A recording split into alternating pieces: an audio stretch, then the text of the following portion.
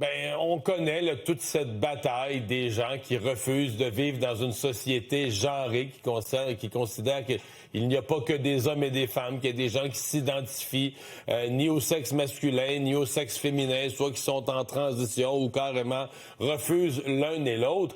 Et donc, pour accommoder cette réalité, ces demandes, le gouvernement canadien, depuis quelques années seulement, octroie une troisième possibilité, X. Pas de M, pas de F, là, X. Et donc, on en parle aujourd'hui parce qu'il y a un avertissement qui est fait à ces voyageurs, qui est fait aux voyageurs canadiens qui ont un passeport avec le X. L'avertissement est le suivant. Bien que le gouvernement du Canada délivre des passeports indiquant un identifiant de genre X, il ne peut garantir votre entrée ou votre transit dans d'autres pays. Vous pourriez faire face à des restrictions d'entrée dans les pays qui ne reconnaissent pas l'identifiant de genre X. Il y en a plusieurs. Là. Je veux dire, on comprend que nous autres, on pense que ce qui se fait chez nous, c'est universel, que le monde est pas pantoute. Là. Il y a beaucoup plus de pays qui reconnaissent pas ça qu'il y en a qui le reconnaissent. Quelques données là-dessus, là, sur la nouvelle réalité, donc au Canada. C'est depuis 2019, c'est quand même assez récent. Là. C'est depuis 2019 qu'on a cet identifiant de genre X, mais c'est pas énormément de personnes. Là. Présentement, c'est 3600 personnes au Canada qui ont demandé un passeport et qui ont coché cette case-là, qui ont fait ce choix-là.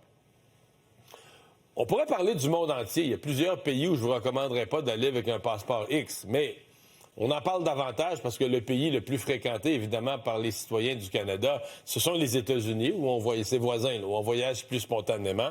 Et donc, depuis ce décret, depuis l'arrivée de Donald Trump, décret de janvier 2025, il a imposé là, une reconnaissance officielle qu'il n'y a que deux genres. D'un homme ou une femme. C'est masculin ou féminin. Il n'y a pas de troisième, quatrième, cinquième. Là. Et sur tous les documents du gouvernement américain, c'est ça.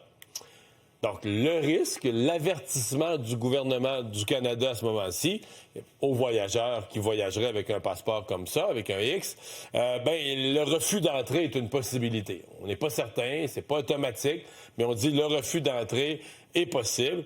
Et en cas où on accepterait votre entrée, ou pour faire accepter votre entrée, faudrait se préparer donc à spécifier, à répondre à la question homme ou femme.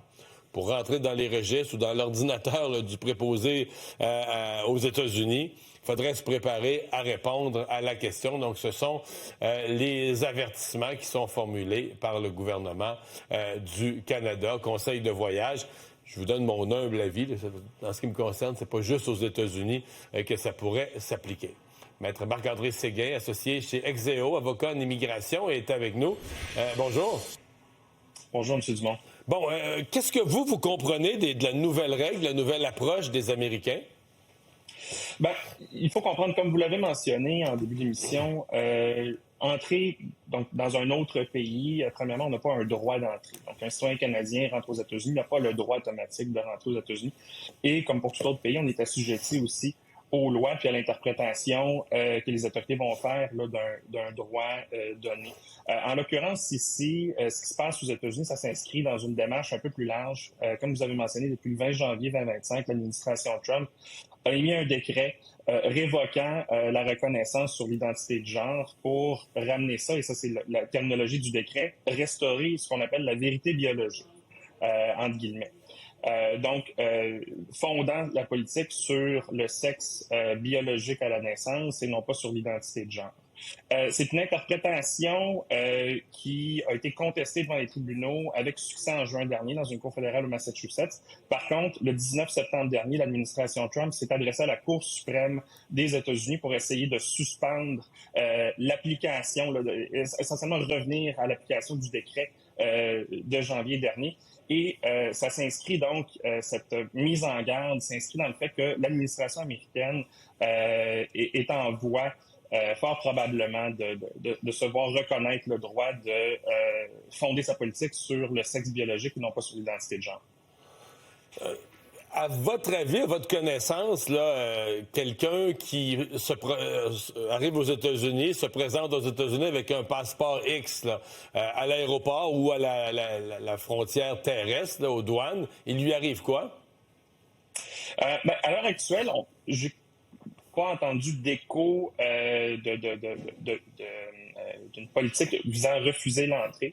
Par contre, ce qui est évoqué actuellement, c'est le risque, effectivement, qu'on se fasse refuser l'entrée parce que notre document n'est pas conforme à l'interprétation qu'en fait le gouvernement américain sur la reconnaissance du sexe biologique, ou sinon de nous demander à l'entrée de déclarer si on est homme ou femme à la naissance. Donc, c'est ça. Donc, on pourrait permettre l'entrée, mais forcer la personne à ce moment-là à choisir. Là, dire, nous, il y a deux. C'est nous, aux États-Unis, il y a 2 cases, il faut que tu en choisisses une. Ça pourrait être ça, la conséquence. Effectivement. En fait, c'est déjà quelque chose qui est entré en vigueur depuis août dernier avec la carte Nexus. Donc, les voyageurs canadiens qui cherchent à obtenir la carte Nexus depuis le mois d'août dernier n'ont plus l'option de marquer le genre X. Ils doivent indiquer s'ils sont hommes ou femmes.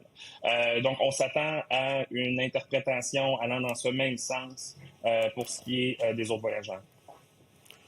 Maître Séguin, je ne vous demande pas de vous prononcer, vous, sur ce que vous pensez d'identité de genre et autres, mais du strict critère, là, d'être un voyageur. Si je suis une personne, moi, je veux voyager pour le travail ou par loisir à travers le monde, sur tous les continents. Est-ce que vous recommanderiez à quelqu'un de mettre le X sur son passeport pour voyager, voyager paisiblement dans tous les pays du monde? Bien, loin de moi de vouloir imposer une décision à un voyageur. C'est un droit au Canada donc d'affirmer son identité de genre de la façon qu'il nous convient. Par contre, il faut savoir que le Canada n'est pas le seul maintenant à lancer des avertissements aux voyageurs. C'est-à-dire, bon, on peut voyager aux États-Unis ou ailleurs dans le monde, mais on ne peut pas exporter notre système de juridique. Et donc, le Canada actuellement, avec sa démarche, fait écho aussi à plusieurs pays européens qui ont avisé leurs voyageurs depuis aussitôt que mars dernier par rapport aux contraintes anticipées aux États-Unis. Il faut savoir que les États-Unis ne sont pas seuls à ne pas reconnaître l'identité de genre X. Beaucoup de pays du monde ne reconnaissent pas ça du tout, là. Effectivement. Donc, évidemment, il incombe aux voyageurs qui ont l'identité X dans leur passeport, évidemment, de s'informer auprès de leur compagnie aérienne, parce que même un transit dans une juridiction qui ne reconnaît pas ça pourrait poser problème, ou encore de bien prendre soin de s'informer avant un déplacement à l'étranger. Parce que, effectivement, c'est pas parce que le Canada le reconnaît ou que d'autres pays en Europe le reconnaissent que c'est nécessairement reconnu ailleurs dans le monde. Vous avez dit une phrase intéressante. Vous avez dit le droit d'entrer dans un pays, aux États-Unis ou ailleurs, mais le droit d'entrer dans un pays qui n'est pas le nôtre, c'est pas un droit. C'est le fait d'entrer aux États-Unis ou le fait d'entrer dans un autre pays. Est-ce qu'il faut le voir comme un privilège que le pays décide de nous accorder ou pas? Il faut carrément le voir comme ça? C'est toujours un privilège. À moins d'être citoyen du pays, il n'existe aucun droit d'entrer dans un pays tiers. C'est toujours un privilège et on est assujetti, évidemment, à la façon dont, aux règles d'admission de ce pays-là pour les voyageurs étrangers. Mais pour l'instant, il n'y a pas de cas documenté à votre connaissance, vous qui suivez ça, il n'y a pas de cas documenté quand même de personnes aux États-Unis qui, avec un passeport canadien marqué X, ont eu des... Ben, il n'y en a peut-être pas beaucoup qui ont... Dans ces 3600, il n'y en a peut-être pas beaucoup qui ont voyagé aux États-Unis dans les derniers mois par choix politique, idéologique ou par crainte, là. Mais c'est pas documenté que des gens auraient été refoulés encore. À ma connaissance, toujours pas.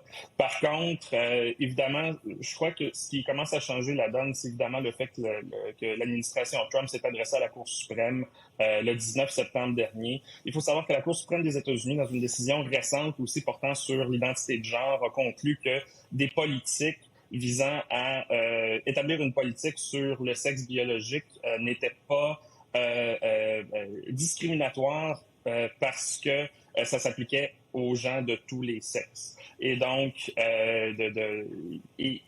étant donné ce précédent-là, dans un autre cas, on peut raisonnablement douter là, de la suspension prolongée du décret de janvier dernier. Eh bien, ça va être quand même quelque chose à suivre aux États-Unis, mais l'avertissement est lancé par notre gouvernement. Maître Marc-André Séguin, merci d'avoir été avec nous. Merci. Bonne journée, au revoir.